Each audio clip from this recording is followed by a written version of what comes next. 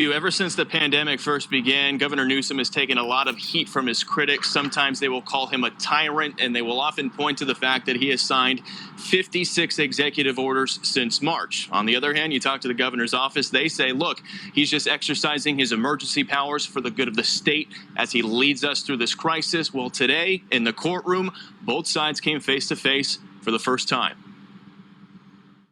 The governor should be enjoined from issuing any further such orders. State Assemblyman Kevin Kiley delivers his opening statement against Governor Newsom's administration on Wednesday. He and fellow Assemblyman James Gallagher are suing Newsom over his repeated use of executive orders during the pandemic, orders they believe are unconstitutional.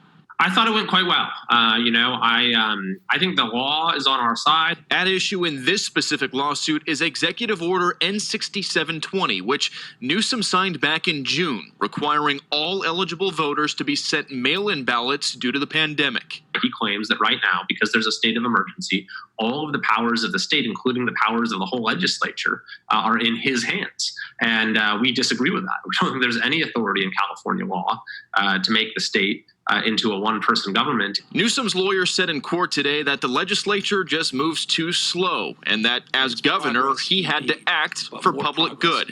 We did reach out to the governor's office late this afternoon, but have not gotten a response to our request for comment. And it's entirely rational for people to feel like that's a lot of government in our lives. And that's exactly right. It is, but that doesn't necessarily mean it's illegal. Jessica Levinson is a constitutional law professor at Loyola Law School. The way our system is set up, governors have broad emergency authority, and that includes for health, for safety, for welfare. So in times of emergencies, in times of crises, governors can do things that we never would have expected in normal times. I'm hopeful that we'll have the right decision and that it'll be an important moment for our state in putting an end to this idea that we can have an autocracy for 8 months with no end in sight.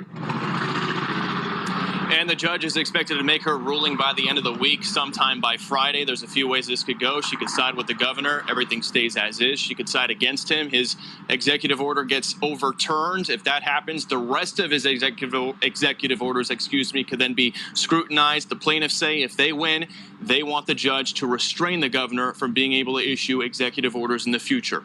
We're live in Santa Monica tonight. Bill Malugin, Fox 11 News.